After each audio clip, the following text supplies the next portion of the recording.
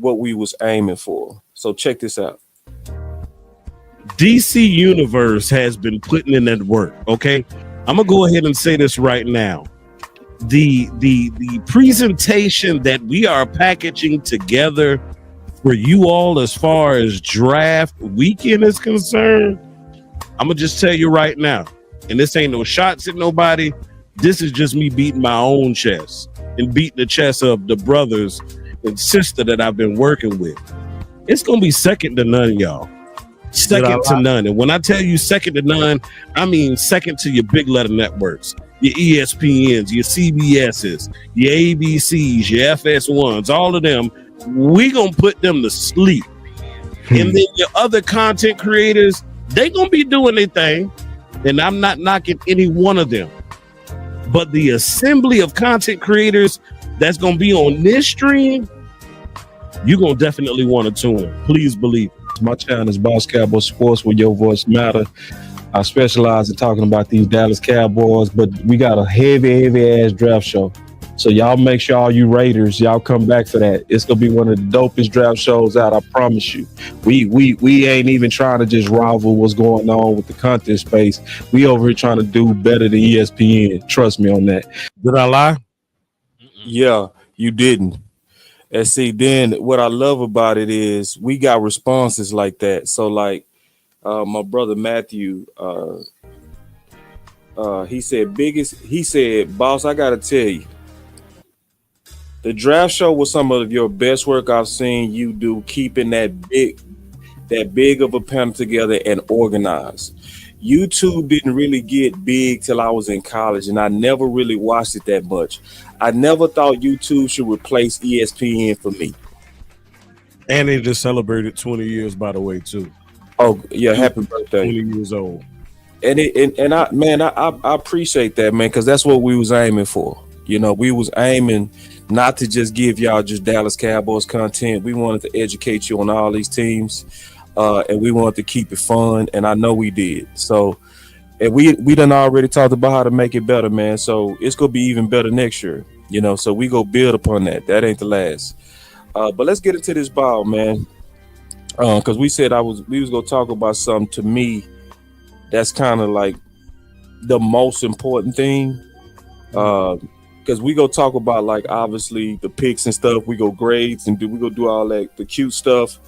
But I do content to win. So since I'm doing content to win, I gotta just really go to where the nitty gritty is. So y'all give me a second. Let me play this clip. Then we gonna really talk about it, because I feel like this is an issue that we gotta deal with. Listen. Mm-hmm. I forgot to say the biggest risk too. I forgot.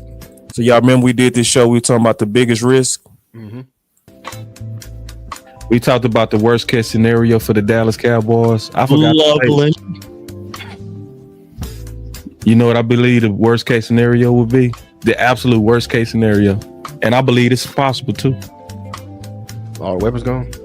That we don't get a weapon at all in the first. That was a real fear. So a second, that we go into next year saying we believe in Tolbert and Mingo. Oh. And I think that's very possible, because see, this is what people got to realize. This is why I don't serve positive Pampers. I don't. I serve the reality of how your team move. Stephen Jones has one of the worst addictions to over believing in them draft picks. Oh yeah. He'll go take Gallup over Amari. He'll do crazy stuff. He'll let Mozzie go out there with a bad shoulder needing to get 30 pounds. I hope I'm wrong too, but that's something that we have to consider, Angie, because they do move like that. Like, a lot of people don't factor in the history of Stephen Jones. All this talk over weapons, and then all of us could be left hanging. I mean that. Yeah. And then he'll go in there and say, Tolbert had 7 touchdowns and Mingo was a second rounder and he was a 30 visit. You guys, you're going to be shocked. And he'll go into the season with that.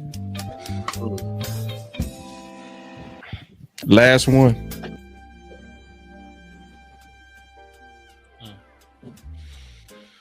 That's exactly what happened. Yeah. I think we got to start with you, Henry. That's appropriate. I mean, I told y'all what was gonna happen. I You mean, did. You did. if they didn't get one at pick 12, they ain't drafted a wide receiver in the second round in 23 years.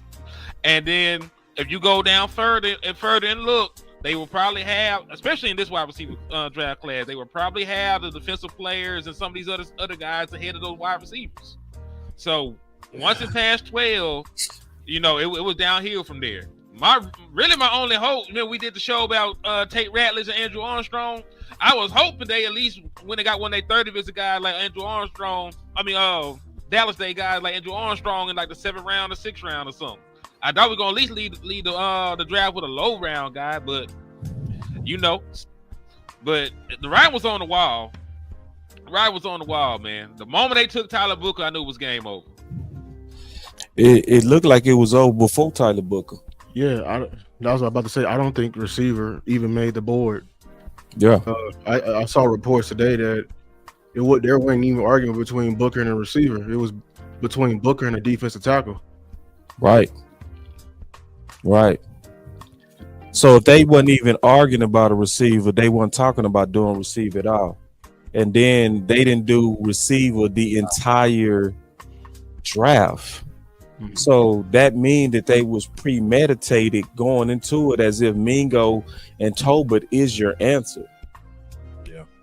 So this is our guys again. This is why I would never in my life do positive Pampers. I would never be selling just optimism with no accountability to the front office when they have a clear track record. Let me tell y'all, to me, the danger in this, man. I'm just keeping it real. And I'm gonna just be honest on now. I want to preface it with this. It was a real good draft. Yeah. We also, and I'm being honest, we had a good free agency too. Like when you add it all together, you know what I'm saying? When you put both of them together, it added up well. It came together. But is it over the hump? Hell nah. And let me tell you, no, it's real good though. Your team gonna be competitive. I'm telling you now. We gonna have some fun this year. But this is I actually literally tagged the Dallas Cowboys, and this is what I said to them. If you really believe in Mingo and Tolbert that much, why are you afraid to bring in competition? Why wouldn't you bring in some people? Because a real alpha dog is gonna answer the call. See, when Dak was brought in here, because he was an alpha and he was competing against Romo, he answered the call. You see what I'm saying? Zeke was just better than Alfred Morris. So he stepped up and took that job, right? So it's sometimes you're a young bull. Same thing with Bland. It was no doubt from the beginning that Bland was here to take Jordan Lewis' job, and he welcomed that competition. And it seemed like we protect sometimes these guys. Like Vach said it, and me and Em talk about it all the time, bro. I think Vach had the statement of the offseason. Can you talk about that real quick, Em? Exactly which Vach statement? The one that he talked about what Philly does. Pushing bad players down. Yeah, see, and we push our average players up. It's all about the competition, y'all. Yeah. Since Shotty has been here, you've heard him talk about competition. You've heard him talk about, having special guys, and he's talked about having need, but he's talked about bringing guys in just for the sheer aspect of competition. And so Vach has been super, super vivid with this display comparing the Philadelphia Eagles and how they roster build versus how the Dallas Cowboys do. And the Philadelphia Eagles, the way they build their organization is you'll have said player at said position. And he may be all right. Okay. They bring in somebody who they know is almost better than him. And they push downwards. They're always bringing in people who are better than the previous. It's that kind of stacking up situation, if you will. The Cowboys, we'll have a guy in there, and he might be a little less than. And what do? We bring somebody in worse. So the incumbent, if you will, is sitting there cocky and confident with his chest out because I'm looking at them like, oh, that's the comp. I'm good. Two different philosophies, and that creates a different mindset that I believe transfers to the field. It does. Yeah, it does, and I literally said that I think last year, like it was a sickness within the Cowboy Nation, like how they act at the top. You know, it bleeds in to your players, and so people act like they have their position no matter what, and that's when that front running, that's when that softness seeps into your team, because when you play these other teams, they had to fight and claw for their position. That's right. And they looking at you. You were just like entitled ass. You like your owner. You this position was trust funded to you. Ooh. You were inherited. You inherited your position. You know what I'm saying? It's my birthright. No, let's go out. Let's go out with a vote. You know, let's fight and claw. Because when you do that, you just create just another sense of dog.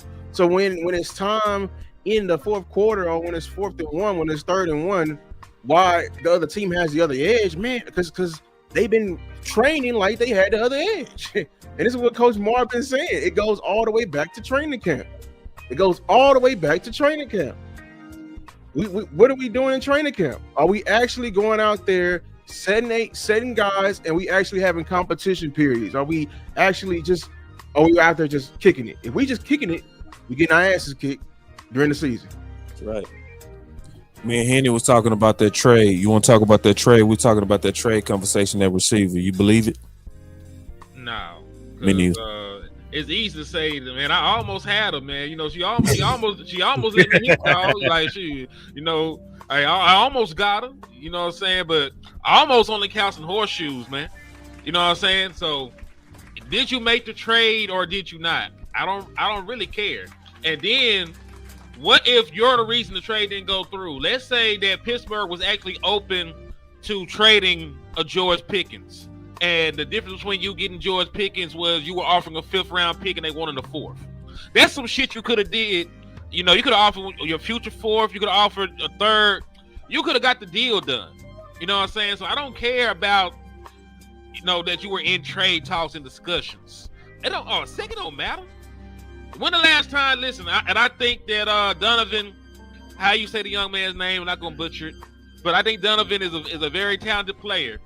But we don't have a great track record of our 2nd round pick succeeding recently. It's like Trayvon Diggs and DeMarcus Lawrence.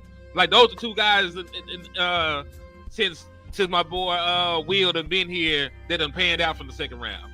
Everybody else, you got the Kelvin Josephs. You got what's my boy Tristan Hill. There's a bunch of guys you took in the 2nd round. They ain't did nothing in the National Football League. But I just saw Kevin Joseph playing today in the UFL. He was making some plays though. I ain't gonna hold you. He was making some plays, but not in the NFL. So that's my point. If it only took a 2nd round pick to get one of the better young wide receivers in the National Football League, and you didn't do it, that's mismanagement right there. Especially when you turn around and try to sell me on a damn John Domingo who ain't never in his life caught a touchdown pass. You got it's going on 3 years. You got a 2-year head start on every draft pick in this draft class, and y'all starting off with the same amount of touchdown passes, dog. Touchdown catches. So I don't know. Like, I understand. He said that boy ain't had a chance to do his touchdown celebration yet. Like he got like 30 in the clip. He ain't getting one of them. That boy been dancing. He in the mirror. I'm gonna hit it. That boy on man. My boss say Pickens is also a head case.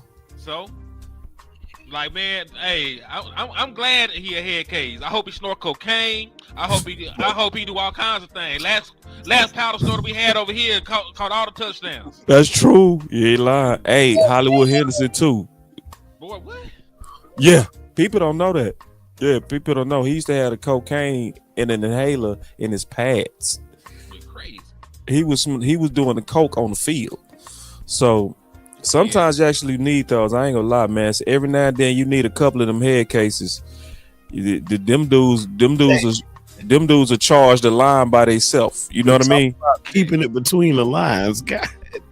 Hey, y'all seen that viral stuff? They talk about, can 100 dudes take on a gorilla? Yeah, it's like the folks, like we need a couple of the folks that are willing to try that. Thank you. Like you see, there's a lot of people that are like rational, like it's not even quantifiable the strength between a gorilla and a man. Like and them niggas like shit, we got it. Like hey, we gonna send 2 people to crash out. I'm gonna come behind. I'm gonna choke. That's right. They thinking about it. Like, all right. That's right, I want bro. somebody that can do it. That's right. That's right. That's right. That's perfectly said. So now I ain't buying it. I'm like you. I ain't buying it. Like I ain't going for no almost. We tried. And it's like, why you telling us now? We not interested in that you tried. We only interested in you doing. You eat lives. Yeah. So I just ain't hearing that now. What I think we should do is just continue to keep up the pressure. To me, Right. See, I'm gonna tell y'all the truth of when I was doing like some high level sales in this corporate company. Literally every time I would send a proposal to try to get more resources, I knew that they was gonna say no the first time. Okay, so it was a sales job. So every time I got new people under me, my sales would just double or triple, right? But it's also political. You start making more money than your boss. Then you start making more money than your boss's boss. Then you start making more money than your boss's boss's boss. Do you think they want you as the sales rep making more money than the VP? No. Right? So it's some hating, some jealousy. But I also knew that they had a self-interest that they had to serve. So what I would do is I would send in my proposals about how if I got this resource or got that resource, it would help the company. What would they do? No. Make up something. But then I would sit back and wait. Why? It's always turnover. It's always turnover with every company, right? So then when they would lose a key rep, then all of a sudden, they dust off my proposal and they interested now, and then I would get the resource. That's how I think we should attack this. This ain't the time, in my opinion, to just give up. What you do is you continue to put out the proposal and say, okay, go ahead and roll out that Mingo. Roll that out. If it start crashing out, then what's they gonna do? What did they do with receiver by committee? They believed in it at first. They believed in it enough to run that stupid stuff out there, but it start crashing. And what did they have to do? Dust off the Amari proposal. Same thing they did with James Washington. They believed in him. He was a 30 visit guy. He was a stepson. So they stayed with him until what? He fell off a cliff. And then what did they do? They blew off the proposal for T.Y. Hilton. You know? But this is the issue with that, boss. You have to actually be in the car wreck before they go out like, you know what? That's true. Because listen, I can't fight that. That's true. Remember what the Dallas Cowboys had to do in order to get into the playoffs after wide receiver by committee failed. They had to win 7 of their last 8 games, and that was just good enough to get them to 10 wins. Yeah. They only got the 10 wins, winning 7 of their last 8 games when that happened. Yeah, they dug themselves into a hole. Is your point? You right? Yeah. So imagine if you had good wide receiver play going in, right? Because remember, you won a playoff game that year. You went on the road to the Rams, and you only lost by 8 points. Right. Imagine if that game with LA was played in Dallas. Yeah, it increased your chances. Right.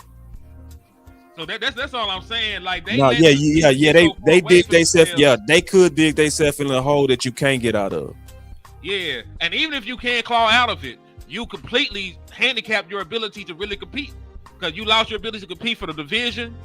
You end up winning it because the Eagles had a major fall off, but you fight your ability to compete for the number 1 seed, get home playoffs, get a bye. You completely shoot yourself in the foot for that.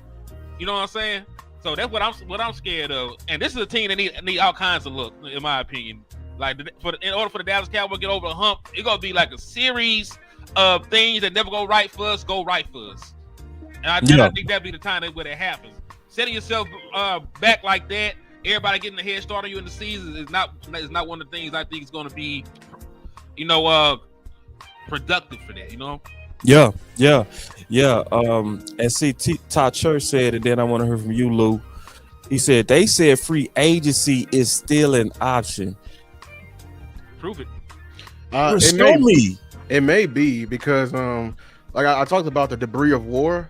And I keep going back to what Steven was doing, getting all them guys. I heard a very interesting thing today. We may have the smallest class of undrafted free agents because we don't have enough spots on the damn team. And you want to know why we don't have enough spots on the team? It's because you sign all them wasted players. Like you just sign them bodies and it's clogging up the roster. So maybe is there a certain deadline that we can't bring in no more of that undrafted, and maybe they're gonna have to end up cutting them guys that's on the roster, and it may free up spots. Oh my God. Here we are, eating the effects of our own wrongdoings. Because like the fact that they love them undrafted free agents, and we don't have enough space to bring in as much as we want to. That's why I got mad when they brought in them 4 guards and them 3 guards. Thank you, bro. Them swipe lefts. They just waste. They just sitting there. Now you planned to get Booker, or you was thinking about it, and Hoffman and Bass are your swing guards. You already signed. This is not even a full list of people we signed as an O-line. Like there's some guys at the bottom of the bottom roster that we haven't talked about. You drafted 2 linemen in the draft. Later in the round, so you got another tackle. So finally, maybe Josh Ball and Matt Walesko can finally go. But damn, we still just have bodies on a roster, waste of money because you wanted to do a power trip. Yeah, man.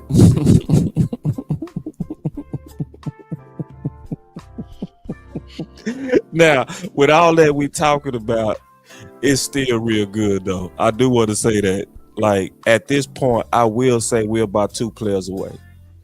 I would say we're about 2 at the most 3 players away. Would y'all agree with that?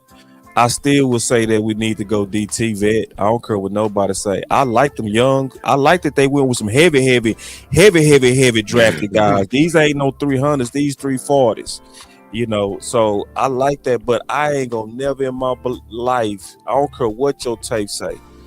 I ain't gonna trust no rookie until I see it. You have to show me.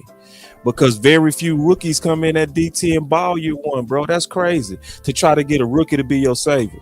Could it happen? Sure. Because guess what? Also played above his pay grade. He did. He wasn't really being moved, but guess what? He was falling off late in the season. I was gonna say you 3 tech. Like his job requirements ain't quite the same as what I'm looking for my 1. And I always believe personally that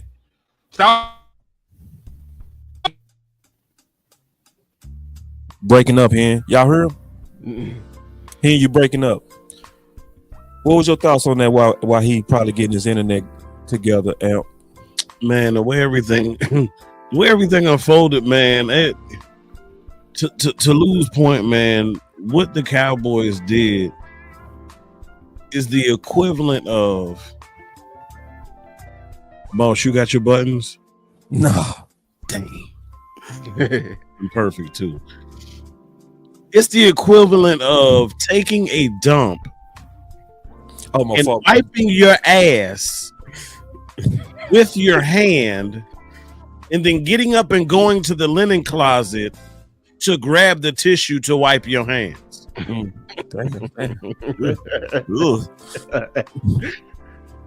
Ass backwards. Yeah. And this stuff is the thing is this stuff is easily fixable. That's sometimes the most frustrating part is that you can fix this easily. Cause see, I'm not of the opinion that the Cowboys not good at team building. If you say they're not, you lying. No, they killed this draft. They smoked it. They smoked the draft. They did good in free agency. Yeah. See, when we was preparing for the draft show, the difference between us and most people is we had to actually look at all 32 teams. That kind of open up your eyes, don't it, gentlemen? When you able to look at what the other teams doing and you look at what y'all doing, you be Guess like, what? "Oh, I thought we was bad, huh?" Thank you, boss. What you triggered something in my memory. As I was listening to the intro, listening to Shango, right? He talks about it. He says, "You expect them to know other teams like they know your team?" But we did that shit, y'all. We did. That was my one. We did that. Okay, yeah, that's cool. We knew our teams as we knew the Other teams teams like teams. ours. like we knew ours. Yeah, for real. We And put in that's that how work. we was calling them just like that. Yeah, we didn't miss no picks up to 12. We got That every ain't pick. by accident, y'all. That's not Yeah. luck of the draw. That's not we had some crazy intel or some leak stream. Grinded. That's work. That's work. Yeah, we were grinded. And So, listen, man, but my point is, this is the frustrating part. I'm just being honest with you. All this stuff come down to, y'all want to know what it come down to me? what's up? Our guys' philosophy, bro. That's what keep killing the hump. That kills the hump. Because if you look at the times when we went 12-5 3 years in a row, those are the years we should at least pull out one Super Bowl, at least in appearance. But if you look at what our guys' philosophy did, it didn't allow us to have the key needs that we needed in them key moments, right? So what was the key thing that we needed in that last Green Bay loss when we got smacked in the mouth? Everybody kept saying that we had what? Itty bitty linebackers. Well, wouldn't it have helped you if you had Reggie Ragland, what was his name? now if Dan Quinn was actually lobbying for the number one linebacker in the league those 2 years, Bobby Wagner. Bobby Wagner. Oh, that wouldn't have helped you to have Bobby Wagner. But guess who we chose? Kept Our saying- guy LVE. And looking at things now, clearly that wasn't on DQ. That wasn't on brought him DQ. in immediately. Yeah, he, Immediately. Wagner still playing. yeah. Then when it got Frank read in the up. booth, So you know it wasn't on him. Just like Fowler reps increased immediately when he went to Washington, where he wasn't getting the tick he should with us. Why? We was putting our guy Armstrong over Fowler's reps. He was getting more reps than Fowler because he was one of our guys. But Fowler had more production with way less reps. Then don't forget they chose Gallup coming off knee surgery over Amari. Amari Cooper. Horrible. You telling me those three players wouldn't have made the difference on those 12-5 teams? It's our guys that's killing us. And that our guys' philosophy. Now check this out. I ain't telling no lies to nobody when I say this too. It's the same thing going right now with receiver 2. You got one thing that can potentially put us over the hump, but our guys, stepson Mingo. Let me explain stepson, because I got this from Keystone. People don't know this, but 30 visits are actually considered sons. They believed in you. Because they believed in you. It comes down to kind of ego stuff. If we bet on you, Right. yeah, it's about proving yourself right. So if we thought you was important enough to bring us in on a 30, we don't give up on you. That's why we saw that goofy stuff about James Washington. They let him just get injured and injured and injured and injured and injured. Then he got in the game, got hit one time, checked himself out the game. They said, okay, you quit. We wasted. Then he went and got T.Y. Hilton. Talk about that, Henny. We talked about that earlier. Just the history of how if they would have brought him in early, what he would have done. Man, it would have helped CeeDee Lamb for one, because I know a lot of people that think about on-field impact, but I wish we had the clip of the interview that T.Y. Hilton did. He would talk about his relationship with CeeDee Lamb. How he helped him. And how he helped him with his route running when he got there. So you remember, I'll tell you the exact play. It was the game against the Philadelphia Eagles. And CeeDee Lamb had scored a touchdown on a corner ball. Caught it, spun out the dude. Just stepped into the I end was zone. there. Mhm. Yeah. See, you have front row seats to that. So T.Y. Hilton was telling the story, and he was breaking down how he was helping CeeDee Lamb with his route running. And he said he showed CeeDee Lamb how to run a corner so crisp he could never get covered on it. And he said he did it the exact same way that he had taught him in practice. And after the game, CeeDee Lamb gave him that game jersey, signed it for him, and he still got it to this day. And see, and I dare anybody go look at what CeeDee Lamb production did with the acquisition of T.Y.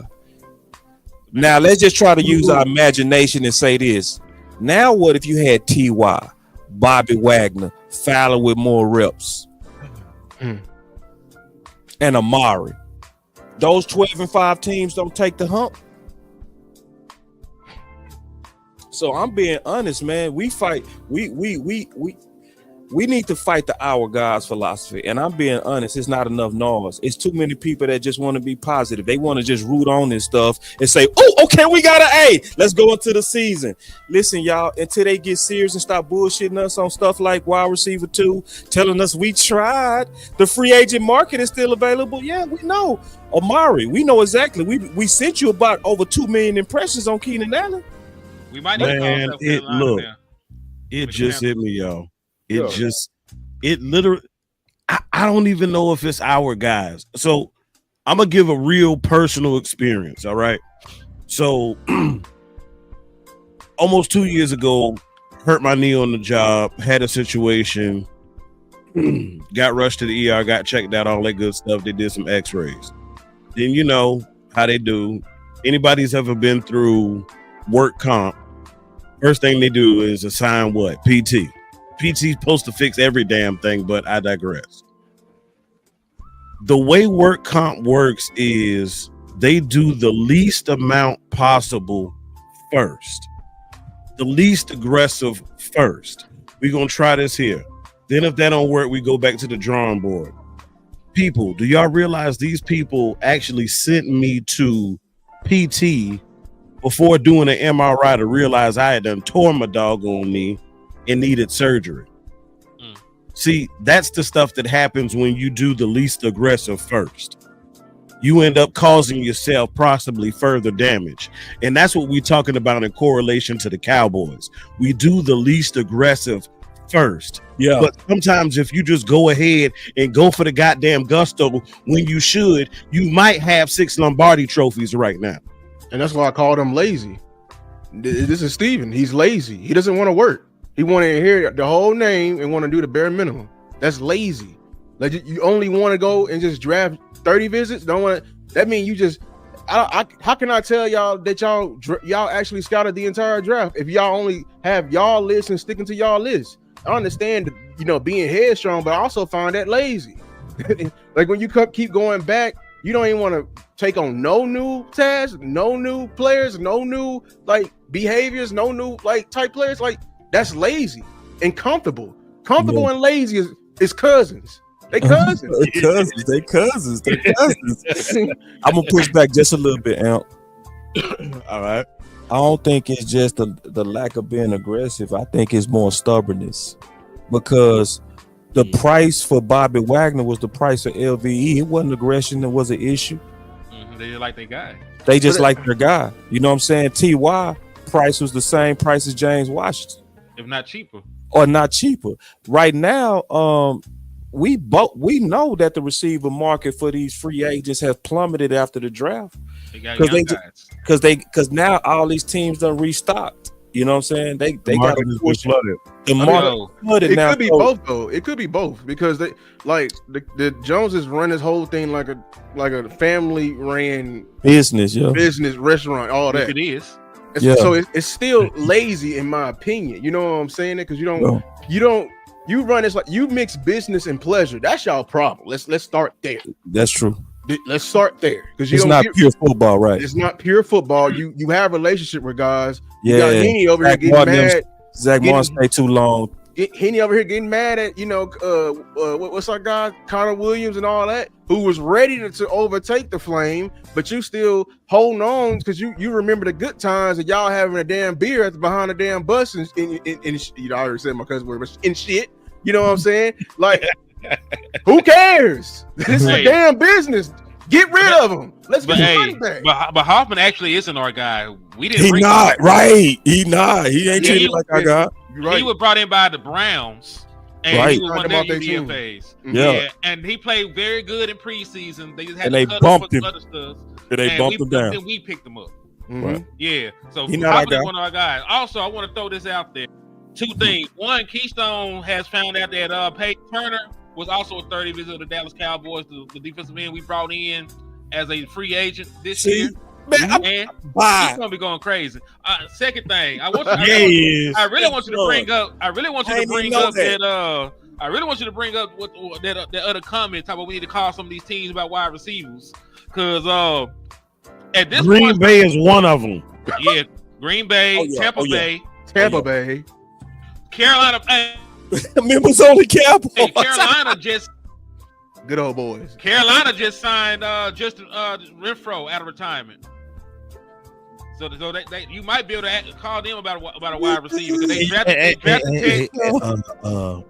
They drafted Ted. They you drafted got Jimmy another one of Horn. them Mingos. What about Houston? What about your guy from Houston? The guy They could that's go been getting get a hurt. weapon, man. They could get a weapon. They don't want to.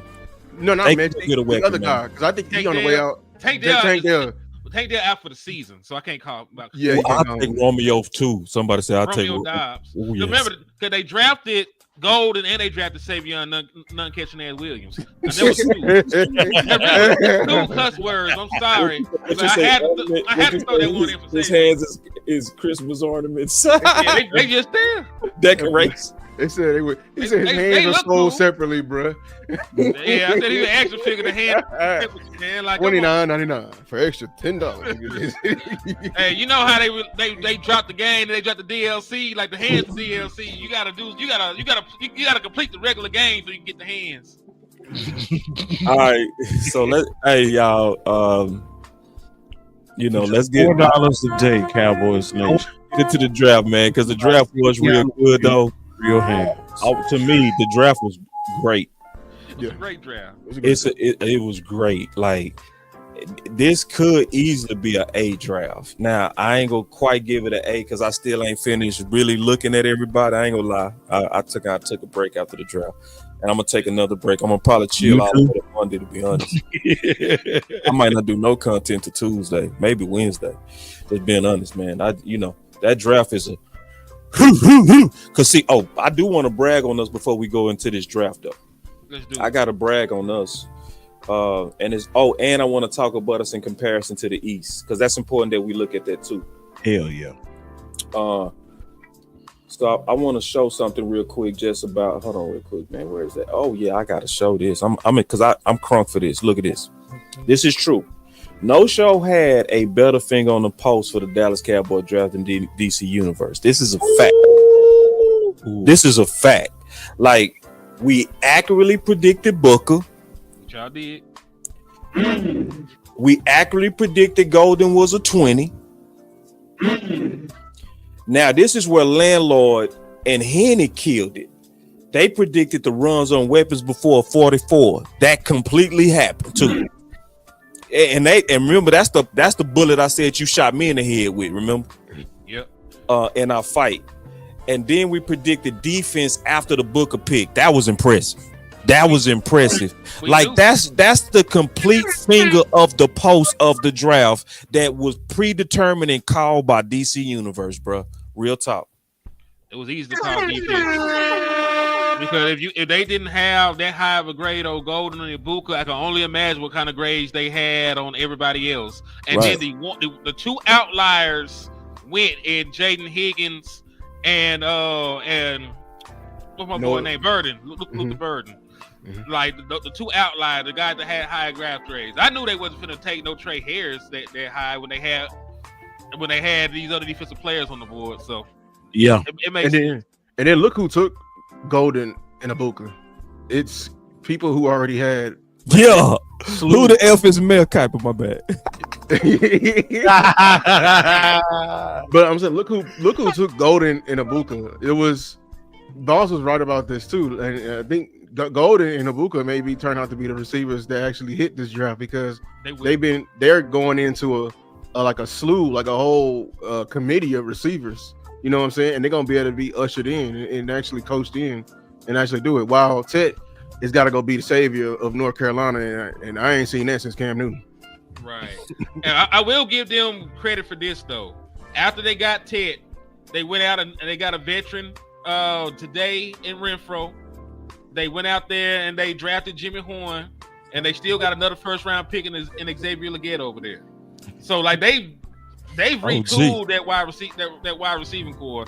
Man, and that TP, That's TP, man. Yeah, it is. Man, I knew he was gonna show up. I knew it, man. DC Universe in the house, bro. What's up, man? Yeah, dog. Make sure we can hear you. Let me hear your mic, man. Sound check us. Check. Sound good. Yeah. Yeah, y'all here killing it. I've been on backstage. Y'all killing it. I hear y'all in here. Okay, yeah, man. Nah, shout out to my boy Terrence, man. Nah, but we killed this DC Universe, bro. And see, I want to say this about DC Universe. DC Universe is everybody. When I say that, I'm talking about content creators. This ain't no clique of us. We ain't got no clique. Ain't no clique. You know what I'm saying? This is everybody stepped in there. Foot stepped in there. J Tuck stepped in there. Rome stepped in there. DMV stepped in there. We got TP right now. We have Vach in DC Universe before Sky. It's all of us. So when I say DC Universe, man, it's the talent that you see in this community is undeniable, man. Just get out the way and start cutting some checks. Pay like the way. Cut some checks, man. Because I'm tired of y'all acting like y'all don't see this talent, man. Stop it. Y'all see it. Y'all see it. Because we did what you didn't do. Dripping. All right, let's get it though. So now I want to talk to you, Terrence. Since you was in the back, we want to catch you up. You slept on the draft. How you feeling, bro? Be honest, bro. I know you gonna be 100. Speak your mind. No, I didn't sleep, man. I just felt bad for Dak, man. Yeah, that's real, man. I just felt like we drafted like we in the rebuild when we could have been drafting to really contend. Ooh. See, TP don't be bull. Hey. And Jerry low-key gave it away that he rebuilding. He low-key gave it away. He said, yeah, I got a clip of him saying that basically what we did with Booker is we set ourselves up to build for the next 2 or 3 years. See, if you talking about building, you ain't talking about contending to TP point. You know what I'm saying? So, and they really could be in some contending if they would have got aggressive. That's real talk. Do you think it's better for the long haul though? No, because they keep building. They build it. They think about 5 years into the future every year. That's what they keep. Every year they thinking 5 years out. They never think about now. There's a bunch of CEOs. Ain't no COO in there. You know, CEOs think 5 years. COO handles the day to day. Ain't no CEOs in the Cowboys. No, it ain't no COOs. Right? Yeah, it's all CEOs. Because listen, if they were trying to contend, they would have went and got, you know, DJ Rita or somebody one of these years. We were trying to stop the run. Like, let's keep it real. The Dallas Cowboys have been ran out of the playoffs. Right. We averaging 157 yards allowed on the ground in these playoff losses. Yeah. And that's been going on since Dak Prescott has been here. So you mean to tell me your run defense has been that bad in the postseason and you still ain't fixed it? Hey, I did notice something. We got over like close to 500 people combined. Them likes. Oh, they playing those. What we do? We gonna sit here in silence. Listen, not everybody was team trenches. We had team weapons on the panel too. Don't be mad at me because I was team trenches. Shit, Henny was. That's my one cuss word. Henny was team weapons. So listen, man, don't protest us, man. We honestly just trying to give y'all the real. That's honestly what we doing. Because I promise you, I'm never gonna do the positivity pampers to you. I'm never gonna be giving you content to make you feel good. That's never what we doing. We giving you content that we need to do to get over the hump. That's what we do. Like Chad said, close the doors. Close the doors. All I'm gonna say is, boss, if we was doing a draft like this, right, we should have ate Dak's $40 million. I said close them And doors. just started it all over. Ushers. Honestly. Right. Ate Dak $40 million and just started it all over if we was going to draft like this. To sign Dak and then not give him no weapons to contend is insanity. Like, that's insane. Like, you paid him all that money for what? You handicapped this for what? Well, I'll say this. Ooh, it's my dog. If they going to, but he's right though. If they talk about rebuilding, Dak Prescott and CeeDee Lamb are too good for you to be in a rebuild. You're gonna win. You're gonna win some games. You're gonna win some games. You ain't got no business winning when you got Dak Prescott and CeeDee Lamb. You can't. Yeah, it happened last year. It happened last year. we could have been getting Jensen. Hey, they saying your audio a little bit low, TP. Can you pump it? Yeah, I got you. Appreciate it. Hey, we also got Generation to Generation Cowboys, man. They D-Town content creators, man. I always want to show love to them. We definitely gonna be able to get it in now that the draft is over with. I promised that we was gonna do a show featuring some up and coming content creators, man. I definitely believe in, you know, having a full community, not just a couple of people that's bigger and just the big people rocking together. All of us have value and all of us got skills, and they show got skills. So y'all look forward to some more collabs that's gonna be happening soon, where you go see me working and all of us working with each other. So I just want to make sure I introduce Generation to Generation. Matter of fact, they went to my high school, so I ain't that type of dude to act Hollywood and people they from my same place. I ain't gonna never be on that type of time. So it might take me a little while though. Y'all be patient with me, but I definitely get around to my promises. So I want to get into grading these graphs, man. Y'all ready? I'm ready. Let's grade this draft. And TP, let me get one more sound check from you, big dog. Check. You sound good to me. Y'all let me know if my boy TP sound good to y'all, man. We got to make sure TP fans up in here. All right, so let's get it. So Booker,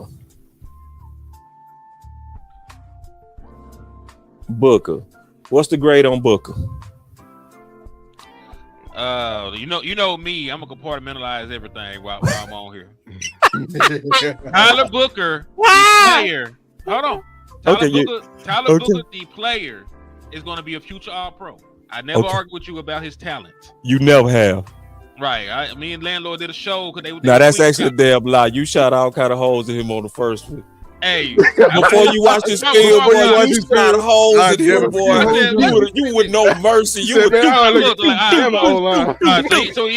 you would show no mercy on him, bro. He was dope. He dope though. Okay. He dirt niggas. So I gotta give him his credit. Yeah. But you know how I felt about need. When we talked about guard. He is an upgrade. Yeah. Now, I don't think that the guard position was a whole, because one, I believe in the draft and develop on the offensive line. I know Brock Hoffman is never going to be an All-Pro. I know he's never going to be a future Hall of Famer. But what I do think he will and can develop in is on track to be is a starting caliber guard in the National Football League. Maybe Pro Bowl level is his ceiling, and we know you can't really put a lot of stock in the Pro Bowl anyways, right? So I'll just throw that out there. But he could probably be like a Pro Bowl caliber guard if given time. And then when you talk about the acquisitions that you made, Robert Jones isn't great. He's like an average guard, but he is a starting guard, and he started 17 games last year. So you had two potential starters at the guard position. What you did was upgrade that. So Tyler Booker, the talent, is an A+. Yeah. I just don't necessarily think it was an actual need, but I'm also not mad at it. Listen, they're saying the coach stood on the table for him. This is what we really wanted. He cried and pleaded for the blood. With the boys. So if that's what he truly desired in his heart of hearts, and he fought the big bad front office to get Tyler Booker, more power to you, man. I ain't gonna hate on you on that, because it's not Shotty's fault that they haven't traded for George Pickens like they claimed they were trying to do. Yeah. It's not Shotty's fault that Jerry Jones is incompetent. it's not his fault. Yeah. So if this was his guy and he got a vision, I'm gonna just let it be. But I swear to God, if we come out here averaging 20 points again, somebody gonna die. I'm gonna be quick, man. I'm gonna be quick with mine. I first want to say shout out to Lou, because me, Lou, and the OC, we stepped out there on this Booker, and it was definitely no A grades on when we first talked about Booker. I remember that day we did that mock draft, and I picked Booker at 12, and y'all flooded with Fs. That says that over time that people started to really listen to us. That's what it tells me. You know what I mean? To where I think we did a good job of already educating most people about Booker. So by the time the pick happened, it wasn't as bad to a lot of people because we already kind of laid the groundwork on his potential, you know. So I give it a A plus plus, mainly because I'm gonna be quick with it. Mainly because I love how he matches the head coach's identity, where he said he wanted his trenches and he wanted a physical identity. He is the most physical player in the draft. I also believe in running down ball. I believe that it's gonna really even help wide receiver too with a coach that really want to run the ball. And I definitely believe if Clayton Adams was able to have that anemic offensive line as a top 3, how the hell is this one not gonna be number 2 or number 1 when they just so much better athletically and physically and stronger, you know? So I just think he was the final infinity stone to really just kind of make us just powerful on that offensive line. I also don't believe we're gonna be shopping for no offensive line for the next 6-7 years. We're gonna be shopping for backups, but we ain't looking for no starters. It's gonna be only about putting around them at this point. What's your grade on the TP? B plus. B plus. Damn, you gave it. Ooh, I like that. That's way higher than I thought was coming. I didn't think you were gonna say B, bro. B plus. I did. I like that. I say B plus because of he was a good player. Yeah, he a good player. That's what's up. He's a good player, bro. So I'm gonna say B plus because I feel like it was a reach a little bit, and I feel like we could have got some talent. But like I said, man, if we gonna run the ball, can't be mad at it. I told you that a couple shows ago. I'm not can't be mad at it. Yeah. I just wanted to get Lou in real quick, Henny. I'm gonna come right back to you. Oh, that's fine. I'm sorry. Yeah, you good. So Lou, what's your grade? A plus plus. What else can I need to say about? I like when he did that interview right after with Micah. Like y'all, I ain't when I scouted this man, I ain't hear no interviews, no mama, no daddy. Like all I just watched was the film and metrics. Yeah. When I say when his film spoke the exact words he was saying, how he play. Yep. I was telling y'all when he blocked people, he was trying to block people to hell. I literally meant it. Me too. I saw it too. Like he's trying to take. He's trying to kill your life. He's trying to kill you on the field. Yeah. And the way he was talking, how people getting people hype, I was like, "Yep, your film match your words," and I believe you when I hear you. So I can't wait. We gonna run the ball. He gonna make everybody better on your O line. Even Hoffman finna get better because he gonna the whole line go get the better. whole line finna get better. I'm telling you, because this type of attitude is gonna be needed. Hoffman, right. Like y'all said, Hoffman, you love how he's a bully. This is a bully right here.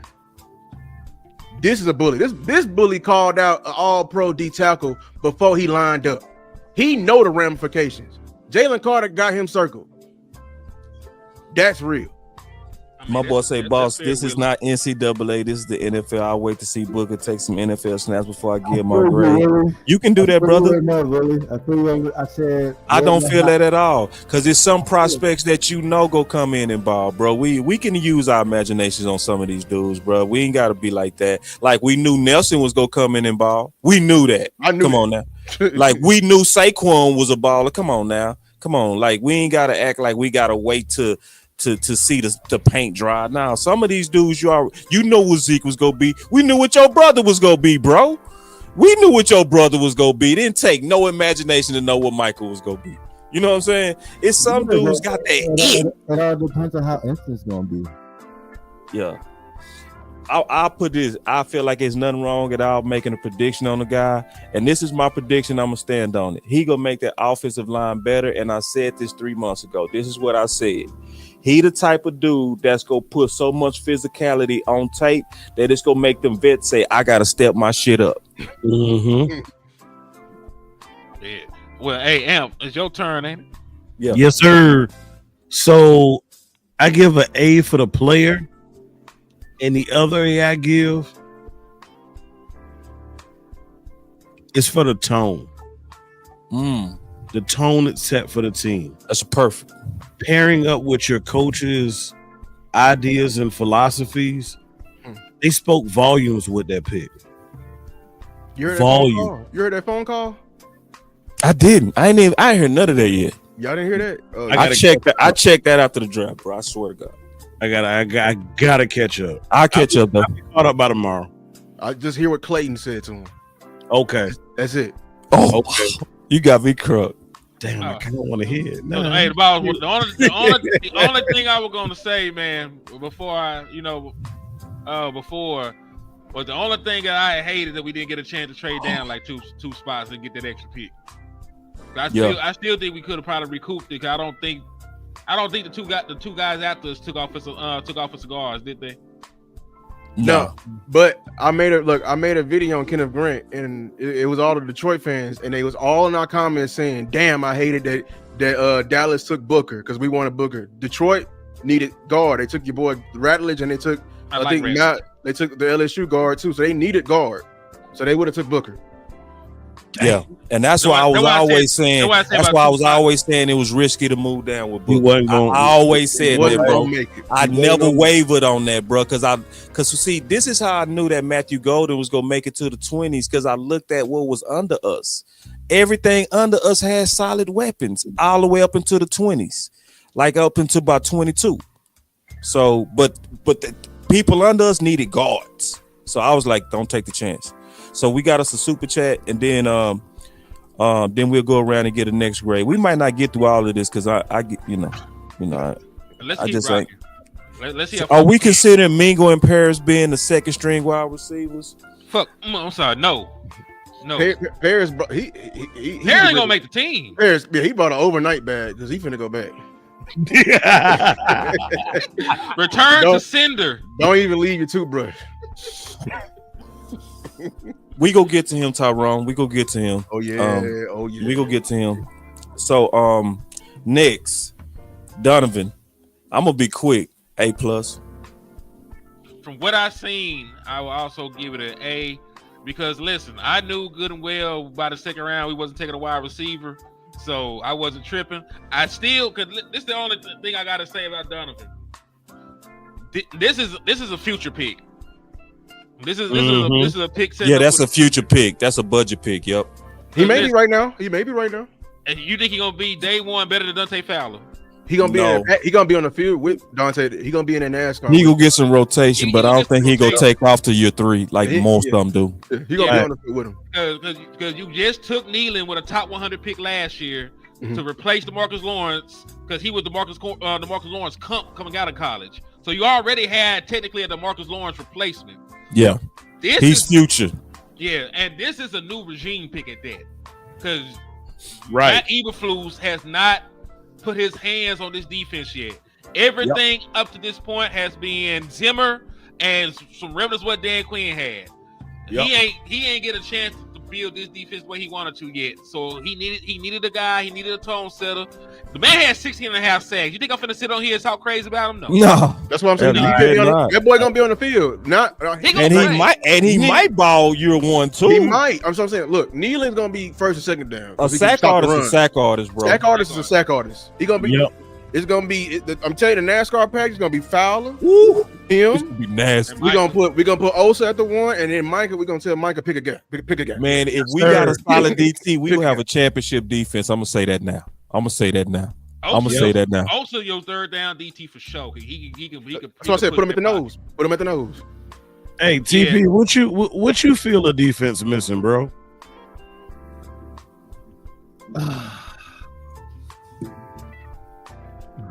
Like right now, or like this past year? Right now, what are we missing? Right now, one tech, my dog, linebacker. Yeah, I think your brother need to play that. I ain't gonna lie.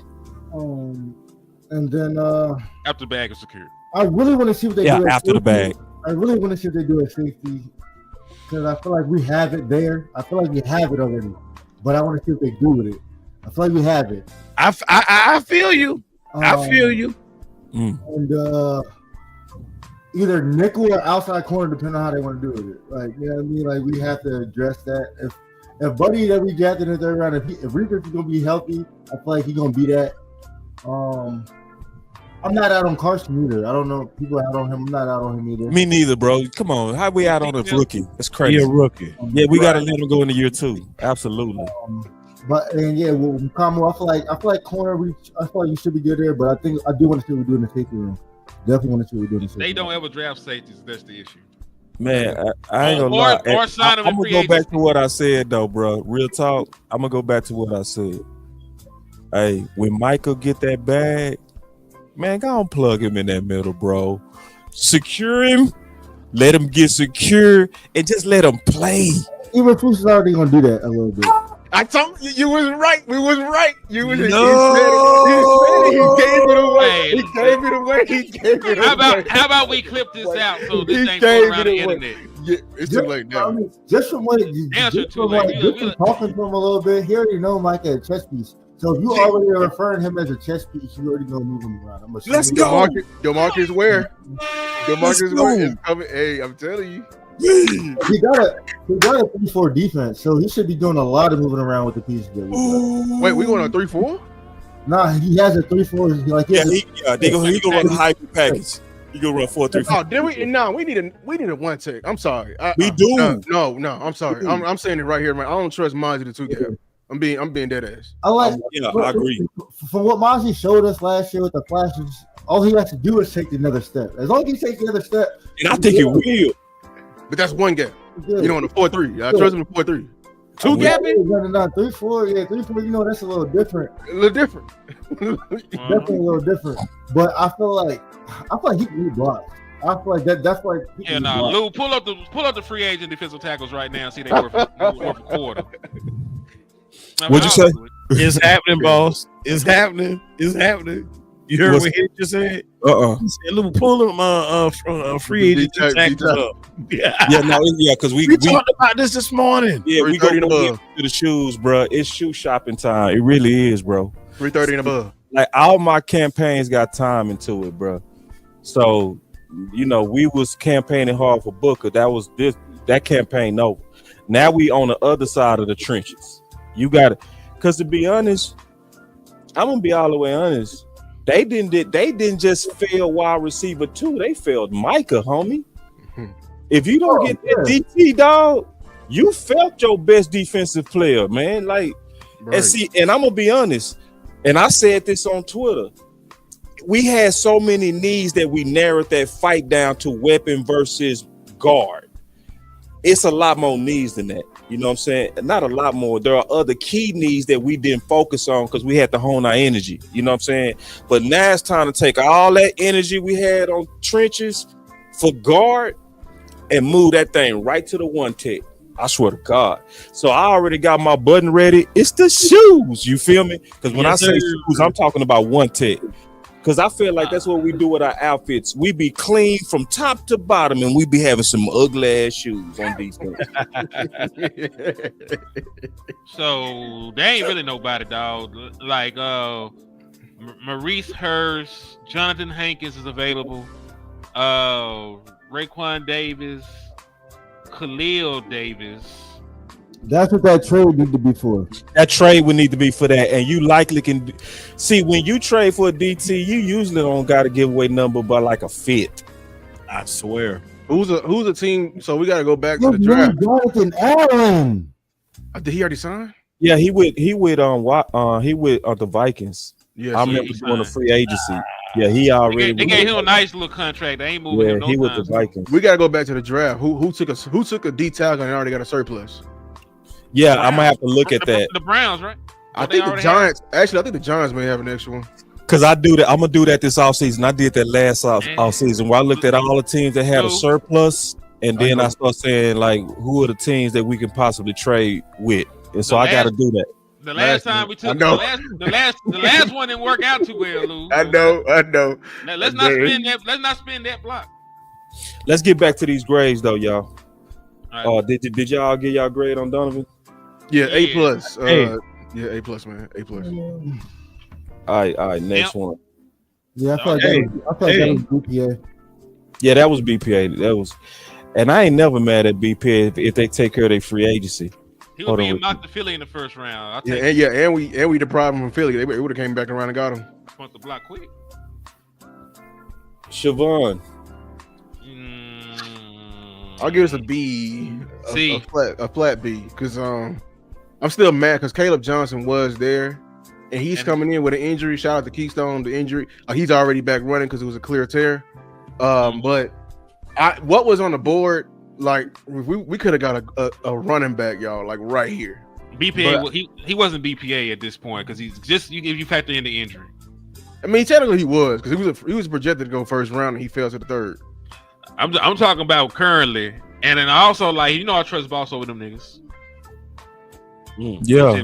Me personally, I felt like I'm gonna explain that once he get done. Once the run on the weapons went in the second round, there wasn't really a running back worth getting that early after that. To be honest, you could say Caleb Johnson, but I thought he's good, but you know what I mean. I think the 40 times scares a lot of people. Yeah, which for running back, it's like, come on, dog. There was a run on running backs in the fourth, and it was like scary. They what you said, they were drafting 40s, and they was them running backs that were fast wasn't that good. They got out the board. Yeah. Like them Toons, nah. I don't rock the Tootin like that. You know what I'm saying? Yeah. So I felt the same way about Blue. I thought he a little bit better, but we can use him in a pass game more. Yeah. My grade on Siobhan is a C. Same as mine. Yeah, C plus. And this is the reason is because I don't trust their timeline. That's one. Two, I had 10 corners with 3 stars. I had him with 1 star. And Henny made me show my grades, and I did publicly. I felt like it was a lot more corners that has a lot more cornerback ability than him. So, but a lot of people, I see y'all giving it an A because y'all grading him based on the universal board, which had him with a first round grade if he wouldn't have had the injury. I didn't. I had like a second or third round grade on him. I'm just being all the way honest. You know what I'm saying? Now, in terms of his rawness, he is a moldable type of dude. And you can mold corners. He got all the things you want in the corner in terms of long arms, willing to tackle, a real raw football player. You can build a guy like this to become even better in less than the offseason. So, hey, I don't mean to cut anybody off. Was Will Johnson still around? Who? We took him? Was Will Johnson still around when we took him? Okay, no, he was gone in the second. Yeah, I thought that was gonna be a second round pick, to be honest. I was just gonna say this: the Siobhan Rebel pick, them giving him a nickname because they said that them releasing the fact they gave him the nickname, they called him the Condor, and then Jerry Jones comments about Trayvon Diggs and the shot he took at him about his rehab habits. Make me feel like this is Trayvon Diggs' replacement, and he ain't getting a second contract. And guess what? We did some digging. You want to know what he got similar to Trayvon Diggs, Henny? He used to play wide receiver. Used to play wide receiver. My God. See, we can't all skills. But now, yeah, that was crazy. That all the stuff was out of left field, man. That's not coincidental. That is crazy. I'm gonna say this on the value. I give it an A. But on the schedule and logistics, god damn it, I got to give it a D, man, for damn that. Because bro, I say damn that. We could have did something else there. Like, no, you didn't have to reach for weapon. I just felt we could have did something else. Like a great content creator once said, if your insurance needs insurance, you need more insurance. You need more insurance. And we still need more insurance because, to your point, I don't trust the insurance for the insurance that need insurance. Facts. Yes. I still stand on, if we're going to get Izzy some playing time this year, we won't regret it. I still stand on it. Oh, yeah, shit, I like man. Izzy. I like Izzy. He played good in the playoff game, then we never seen him again. Man. He played good in that man went upstairs like deep doghouse. They said out here something like him, man. But DA Lee summed it up best, man. You got a whole room full of hurt DBs, man. He's just injured right now. So, like, now. that's why I don't do that positivity. Like, see, if I want to just try to hustle everybody to make everybody feel good, I would have just went with Amp's first part, it just talked about the value because the value is a A. That value is a A.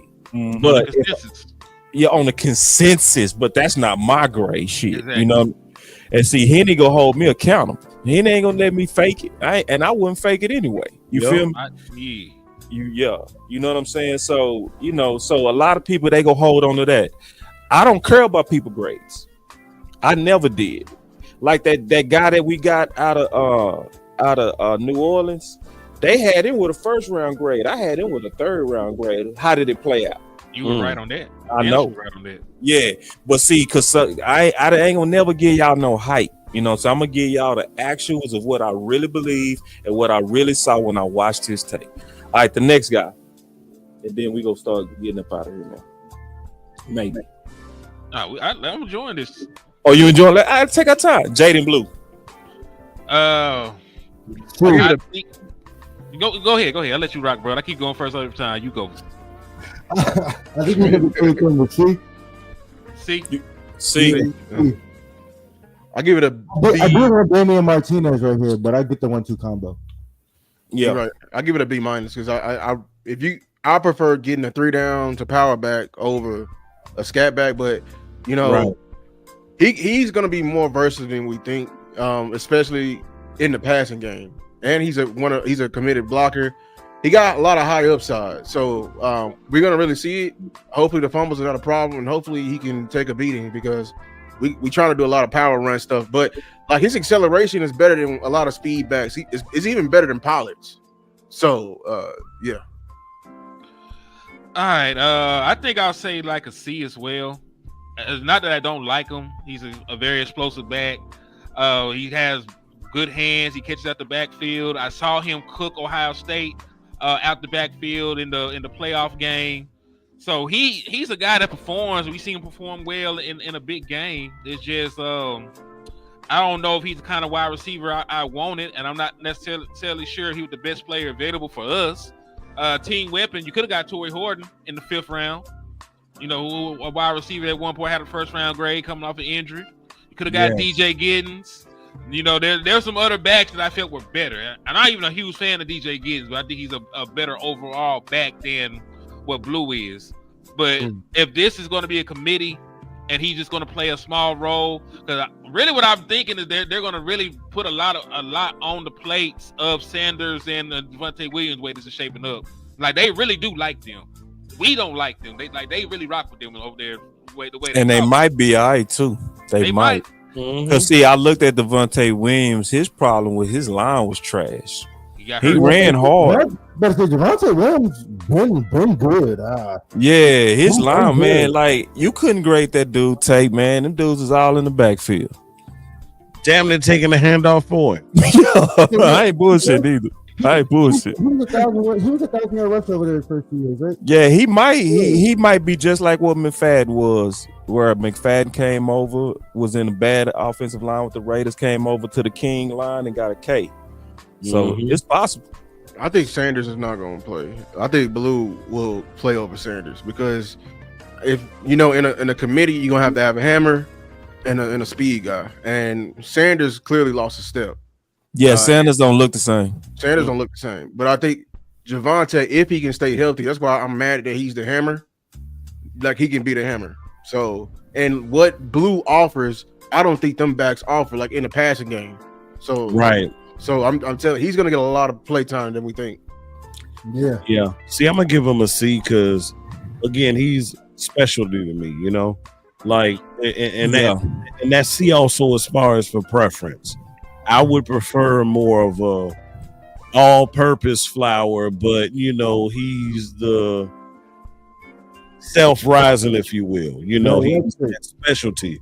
So, you know, cool. I just hope because he's a specialty to me, there's more of a risk to bust him if you don't use him correctly.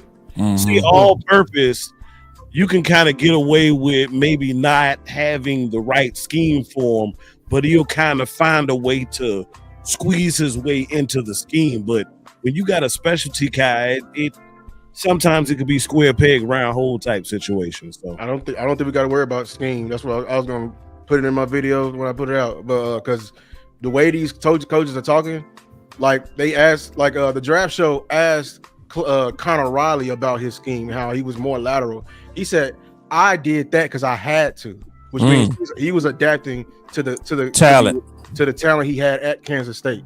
So that's how I was telling people, like we don't know what they're gonna do, and I know what they're gonna do because I'm hearing it on the phone, and I'm hearing like I know the way they coach. So you know what I'm saying. So they're gonna adhere to the fast back. They're gonna be ready for the power back. I'm telling you, there's too many hands on this offensive line scheme for them to not to be prepared for this. okay, I'm gonna be all the way fair. I can't judge the player yet because I don't remember my notes on him. I have to go back and look at my notes, and I gotta get refreshed on film. So I just talk about conceptually. Conceptually, I didn't like that we pretty much signaled with that pick to TP's point that we're gonna more so look at him as a committee. I want power. I want punch in the mouth. That's what I want. I want your back to represent that. I want your line to represent that. This running back didn't represent that. So, but I'm not gonna, shit on him until I look at him. Right. And the vision that of what I can maybe see them doing is kind of having he's the lightning to the thunder. Boss. Yeah. But you did get my other part of what Shadi was talking about when he said he wanted speed. What you mean? Explain that. Because in that interview, that same interview, he talks about physicality. He also talks about wanting speed out there. Yeah, a lot of speed out there. Okay. Well, yeah. Just conceptually, I want some punch in the mouth, and that's what I was used to with Seattle. When Seattle was really handling teams, they running backs went fast. They were just bullies for years.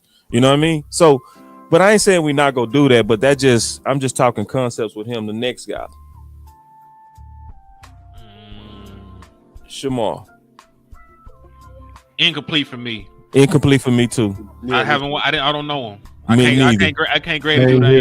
Yeah, so I'm glad ain't nobody capping. and I was heavy on the I LB. wish we would have went another direction. Yeah. See, listen, I'm telling y'all, I'm just being honest. After the draft, I went and had a good time. I'm just now getting over it, okay? Yep. But I will get caught up, I promise. All right. So, and I'm gonna be honest. What about Agina? I watched Oregon, but I was watching the other guy. Yeah, I watched the other guy. I remember watching. I would say this: if my memory serves me correct, I do think I looked at him because I looked at all the tackles.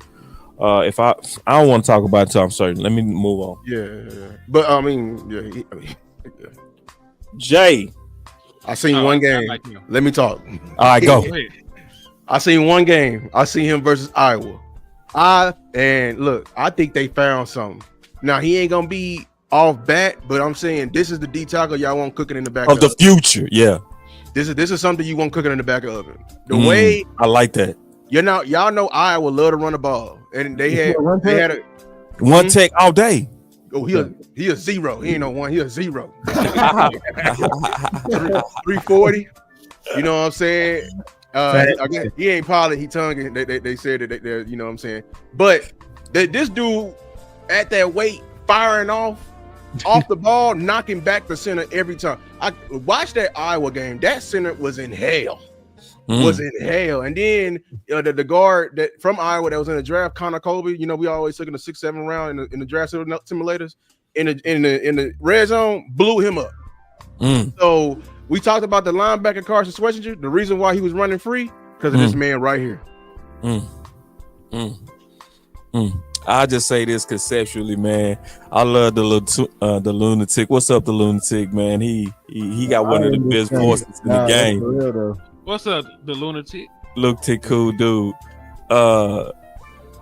He said, I like the Islander strength. Let me tell you something. I've been wanting an interior Islander to play for a while, man. Them Islanders, man, they are the new Negroes. You know what I mean? So, yeah, I'm telling the truth, bro. You know how it is when we integrated the game. You know what happened when we integrated the game. That's what's happening with them. I can't wait. I got 2 more games to watch, but What I saw, Y'all telling me y'all don't like the island that we got at linebacker right now? Shit. Yes, sir. I'm telling y'all, they the new Negroes. You better hear me. if we had a Vita Vea, Micah would be good. Man, you feel me? So listen, yeah. So like, hey, say it's a such thing as a coach of some people that know how to play ball. It's some people, man. When you know how they be doing that, you know they be doing all that, the warrior bullshit they be doing. Say it's something about Island wrestling. That's what I call it. Whatever they be doing, what they be getting big truck doing that. That boy say, damn, that's racist. No, it's not, bro. Listen, it's about knowing culture. Listen, bro. When black people integrated the game, we changed it. Okay, so I'm giving them credit as football players. How many? Boy, them boys play football. Yeah, that's football. Man, and when I see that long hair and that, it just go get my attention. It seems like it's a certain pattern that come with them dudes, man. Man, y'all gotta quit acting like y'all ain't never seen the damn movie Little Giants. Intimidation. Say yeah, man. And say Cowboy. I'm gonna say this, man. There are certain things that's true. There are certain things that's true when it comes to race. We do like Kool-Aid. No, I'm playing. Shit, who playing? He can come in and control playing time right away. What color we talking about? Hit it. We like that great Kool-Aid. We like chicken. That's racist. It's true racist. Who the hell? Boy, I ate some chicken today. What are you talking about? I got red. I ate chicken twice today. Right now. Ask somebody what kind of Kool-Aid you want. What they gonna say? Red. They ain't gonna say no flavor. Purple. Ain't got no damn flavor. Straight color. Yeah, I know he's tonguing. He's tonguing. We know. Yeah. They say That's what I said. Island. Okay, my bad. Yeah, he's tonguing. They don't have Hawking. Yeah. Okay, my bad, man. See, you're educating us. This is perfect. All right. That's why I say, listen, I watched this film yet or nothing. Now, when I watched him take the phone call, I like that he had a very chill demeanor. So I don't really know nothing about him. So I got to look at his film. I do like his size, and I love the write-up on him. That's the only thing I can say. All right, next. Mafa. Yeah. I'm gonna go with a C right here because from what I've seen, I think he can be sneaky good. Yep, he can. I haven't seen him. I think I've seen him in the playoff game. He kind of run like Leonard Fournette a little bit. So listen, this is a very, very, very deep running back class. He was not one of my targets. Like I was trying to target top end running backs in the draft, and he was somebody that was always had a lower grade. And even then, for the lower guys, I was trying to get Jaquindon Jackson out of Arkansas. Right. So yeah, I'm not very versed in him, but he is a power back. He's about 230 pounds or so, still running 4.55. So conceptually, he's a tough runner, and I keep showing the clip of him killing somebody on the field. Like he ran over a dude, he died right there on the spot. So if he is able to commit murder in front of all those people, like I don't mind having him on my football team. The dude is solid, man. I think with this line, and if used properly, this guy can be a rotational piece that can get you 700-800 easy. I'm serious. I believe you. And if used properly. And see, the thing about the last guy and this guy is in the draft class where both classes are deep, you really getting a third round type. Yeah, you see what I'm saying? Because the class was so deep. You like when you got to run on defensive weapons, right? So also, he was an 1,100-yard rusher this year. He had 216 carries. Didn't he get hurt? He froze. He froze. So he could have had more. Yeah. He had a shoulder injury in 2024. That's crazy. Hey, you hear me now? Yeah, I can hear you now. Yeah, I was saying 1,115 yards, 5 a pop, 8 rushing touchdown. His long was 83. See, 83. Ooh, wee. Yeah, I mean, sleep was happening, y'all. Sleep was happening. See, I'm gonna say this about Steele. See, Steele You was ain't talking no small school. right. Clemson. You're not. And see, Steele. They got two national titles in my I'm glad we lifetime. didn't really do a small students draft for real. Mm-hmm. I'm And see, glad we didn't.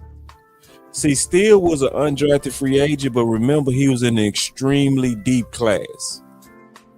In a normal class, Terrence Steele is a third rounder. On a redraft, he a first rounder. So on deep classes, in my opinion, never get caught up on a guy being late or not. Because Neal in a normal draft class easily go in the third round. He was just in a real deep running back class. Neal was easily a second round, third round talent. Easy. Now they was just drafting bad. I ain't gonna lie. That was just bad drafting. Bro, I talent. went Devin Neal too, man. I went Devin Neal bad, man.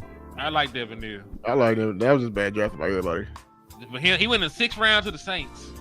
Right. Matter of fact, F on my boy Blue. So we could have just took Devin Neal. Right. You're right, bro. You're right. Yeah. That's right. That was my whole Yeah. point. If we could have been punching cats in the mouth, bro. Devin Neal Yeah. or Damian Martinez, I want it right there for you. I'm taking Neal 1,000 times. You know bro. why we didn't get him? Because he went on a 30 visit, bro. That's lazy. Dan like, oh, he's slow. He better force. He better 4-5. Yeah, I that boy. I don't Get care. that boy ass. But give me, man. I saw Neal take over Colorado like a I saw OG. it too. Yeah, 4,000 yards. I think Neal gonna be like Bull from the Bucks is your Bucky Irvin. Bucky. Ooh. Yeah, like that type of guy. Dude, a dog, man. Speaking of Oregon running backs, I did like Jordan James, but the 49ers liked him too. Yeah, look at it. And see, and that's why I can't go with that. Like, Bashar Smith was so dope. because we did pass on Neal Martinez. See, these were hit in the mouth type backs. Yep. We passed on Ollie Gordon. You're right, Keystone. I thought that was taking an upside on him. And listen, Jaden Blue is going to have like a 70-yard touchdown this year. Don't get it twisted. He gonna have a couple plays that's gonna make you like, oh damn, like that was amazing. But we just want a more consistent back. Yeah. I don't think And I want to. don't even care about them 70 yards like that. I care about them dudes that's consistently hitting you with 5. 4 or 5. That's Yeah. what I want. Give me them 4-5 with pain. Them dudes that hurt you. The Fall dudes Forward University. where the defense got to go get in that ice tub. Mhm. All right, so the we got the DT, the other DT. Oh, the last pick in the draft for us. Tommy, yeah. He a DT. Yeah, I don't know yet. I don't know. I mean, listen, we are trying to tell y'all about people in the 7th round. Do you know how difficult this is? Are you talking about a couple hundred prospects, y'all? Like for real? Or More than that. But listen, if they were I'm gonna be real with y'all. If they were really super dope, we would have knew these dudes. Right. We would have knew them. These ain't the people that we looked at. We did mocks all the way to the 7th. We ain't draft these dudes when we did those mocks. Tell y'all you need to know. They wasn't even in the mix, bro. they didn't make the website. You can't draft They them. make a lot of people websites. Yeah, man. You had to get on the mailing list. They had to mail these guys, man. Yeah, Torrey Horton was there. Team Weber could have shut up. Torrey Horton liked that. Torrey Horton would have probably came in here and beat out Mingo and Jalen Tover.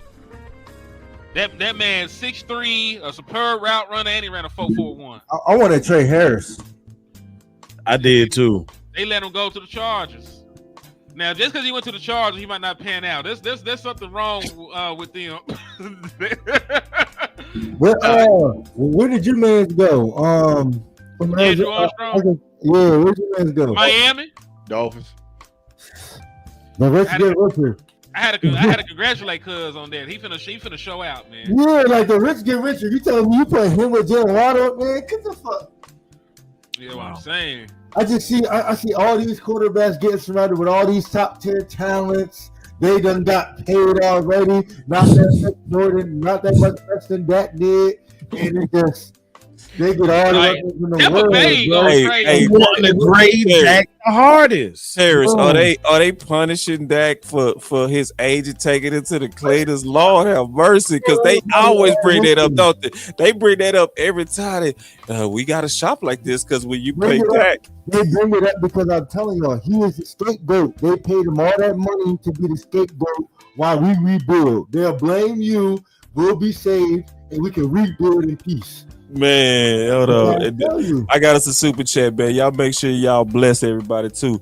He said we got faster back in the league. No linebacker in the NFC can cover blue. Could be 3 to 5 receptions a game. He's like that 4.25 speed for real, for real. We got us a Gill. Hey, what? No, I like. Listen, hold on. I like blue for the skill set. Gibbs Gibbs can run. Gibbs is different. Gibbs is different. Yeah.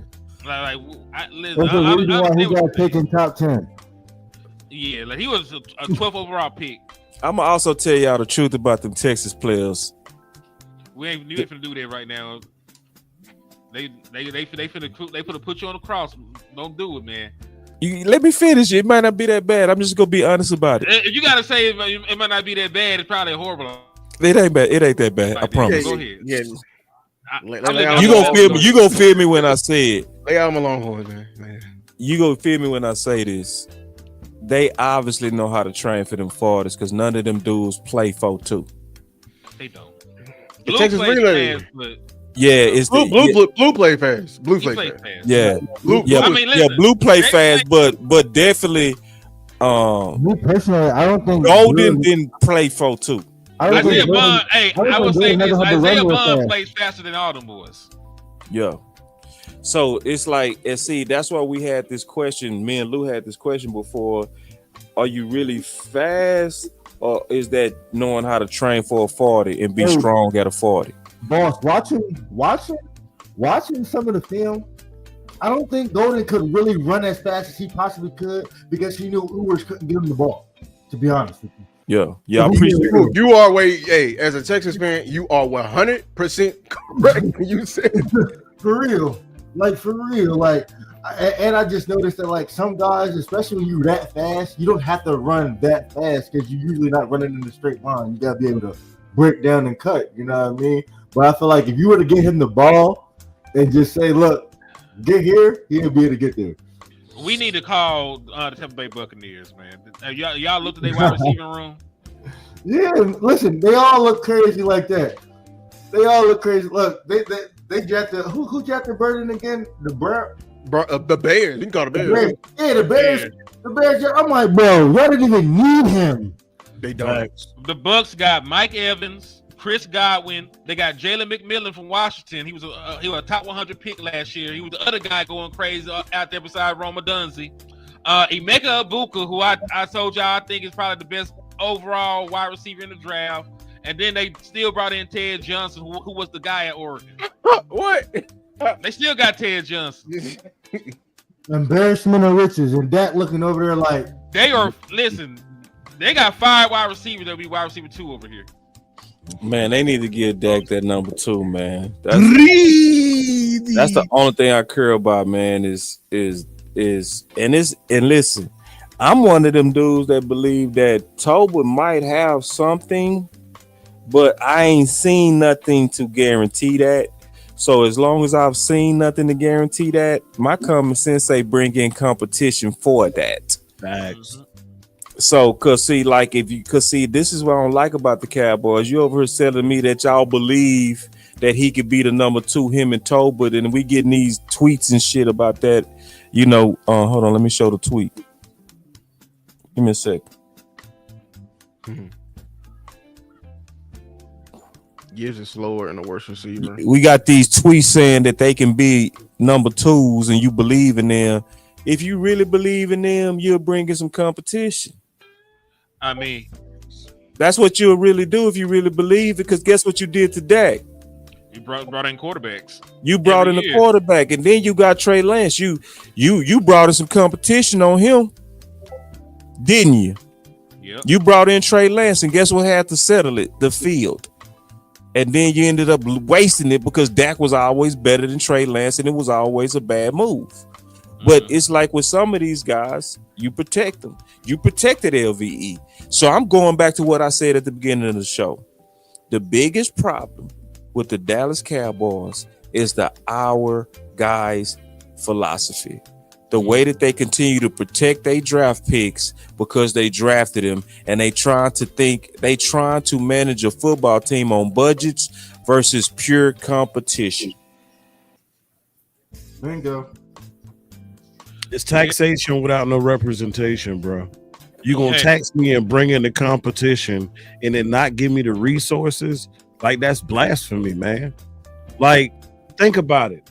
When they initially called themselves evaluating Dak Prescott, what did they do? They spent the first round pick to bring in a premium receiver to properly evaluate him.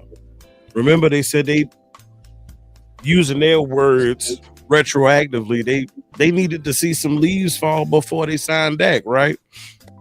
And so you saw him. You brought the receiver on, and then it's like, well, damn, you give it and you take it away, like, and then now you saying he not needing it. Hey, yeah, you jiggy with that, man. Everybody, do me a favor, man. Put y'all cash apps in the chat.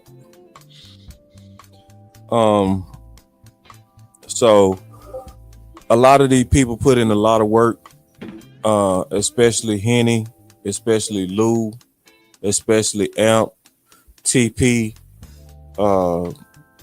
Support these boys, man. Like Henny, his monetization not on right now. So if I just believe in that, I put my cash up in there too. If anybody want to kind of support the work that we did, we greatly appreciate that. We ain't begging, but it would help.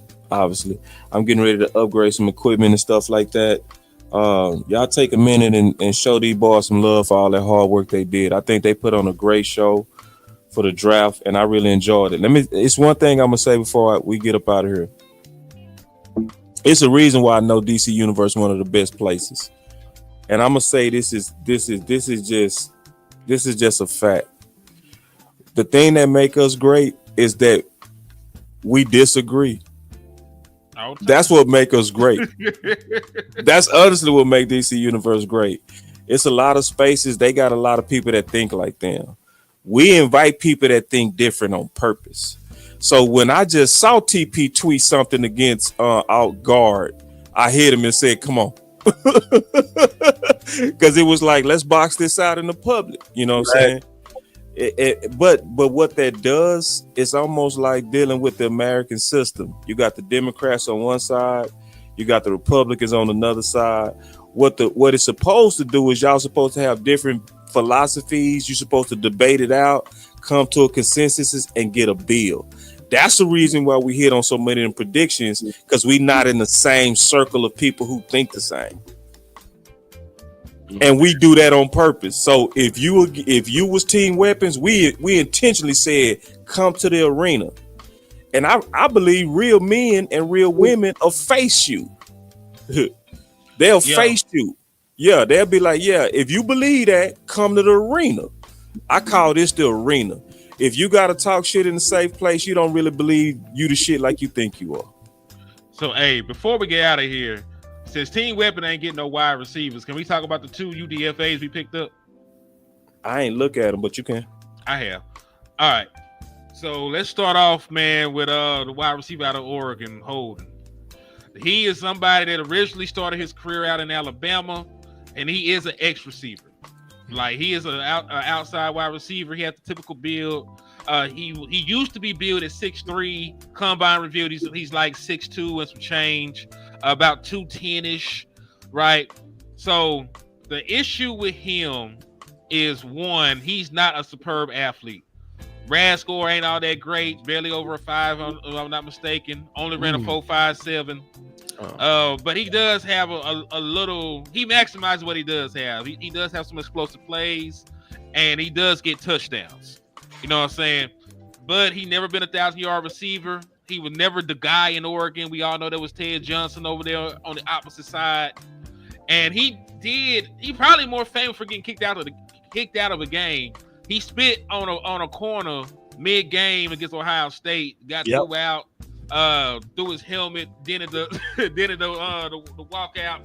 So like he crashed out on national television.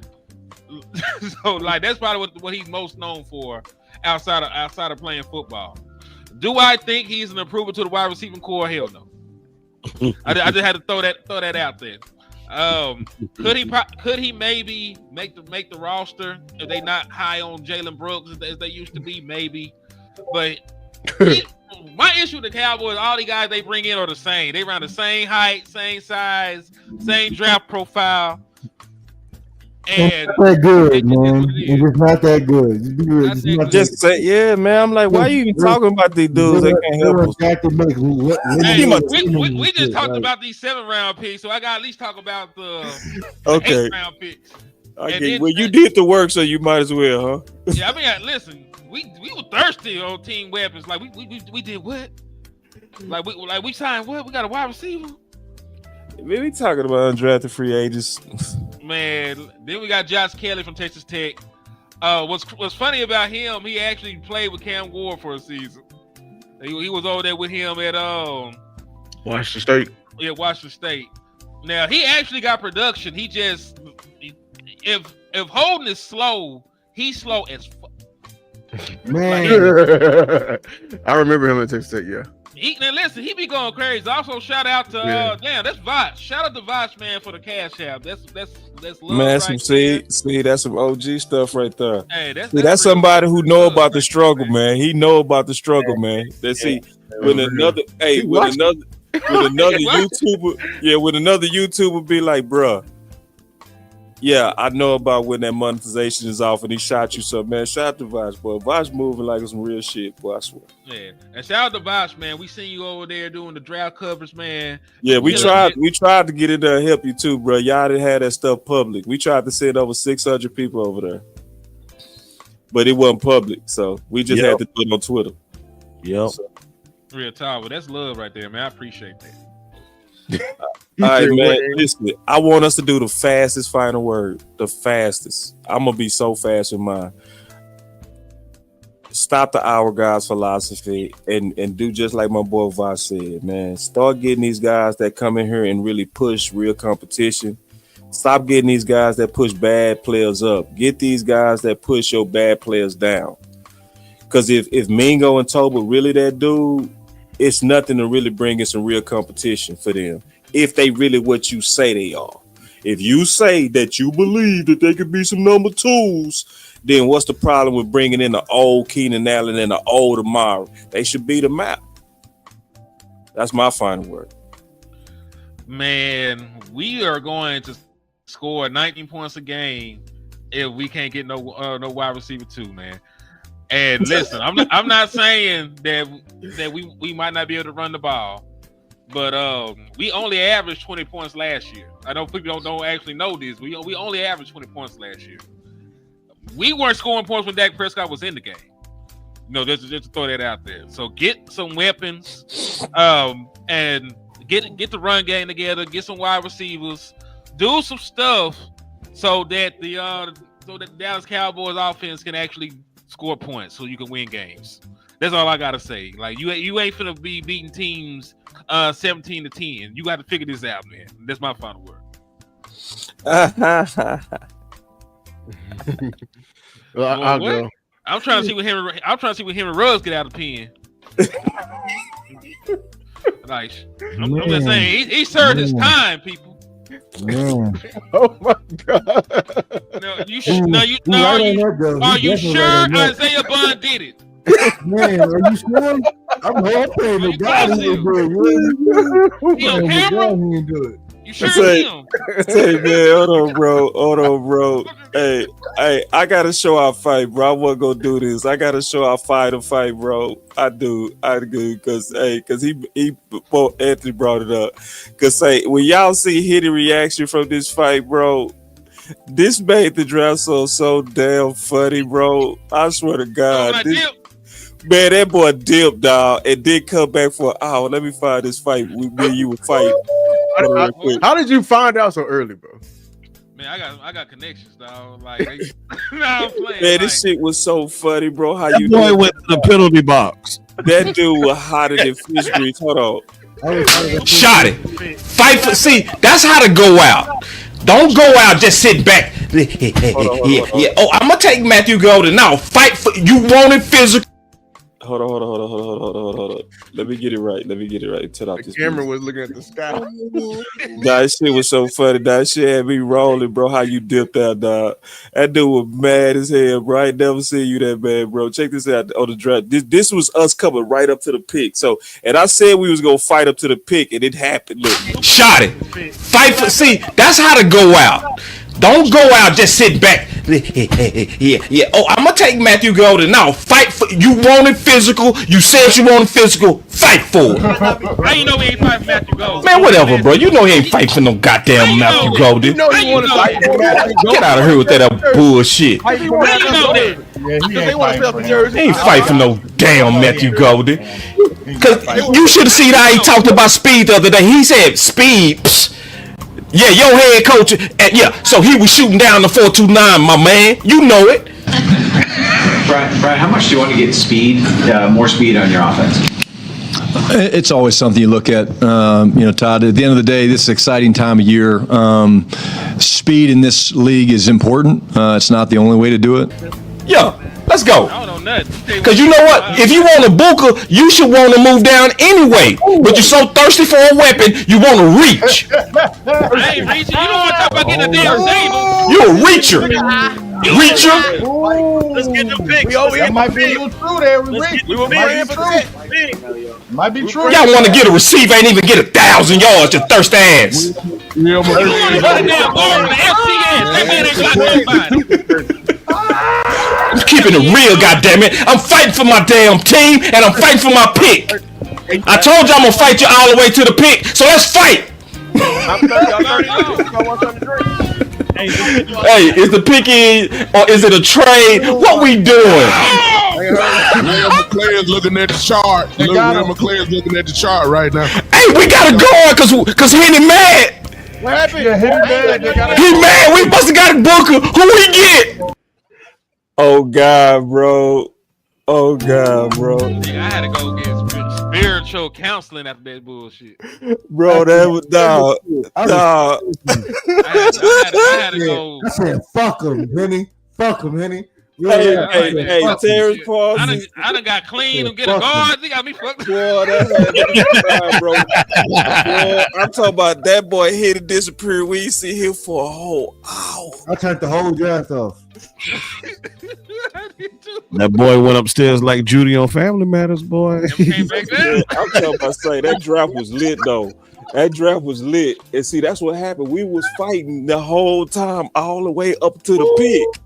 You know what I'm saying? And that's what, man, hit him, my boy. I'm actually glad that draft over with, because now we ain't got to be on different sides. I'm glad me and you get to fight other people now. We were going at each other, boy. I'm talking about the whole off season, bro.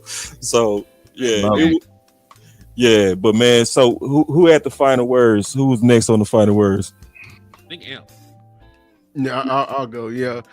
My final words is Cowboy Nation, just be open. I know y'all still want a weapon, but I think it's something bigger that we fighting for. What Shotty's fighting for. He's trying to set a culture and everything like that. And I got some stuff in the works. I'm trying to introduce that. Dak ain't he may be actually happy of the Booker pick, especially what happened last year. I think people really forget what happened last year because the guy was out there getting tagged. So I'm gonna do my best to explain that and the running back point of view of it too. So that's my final word.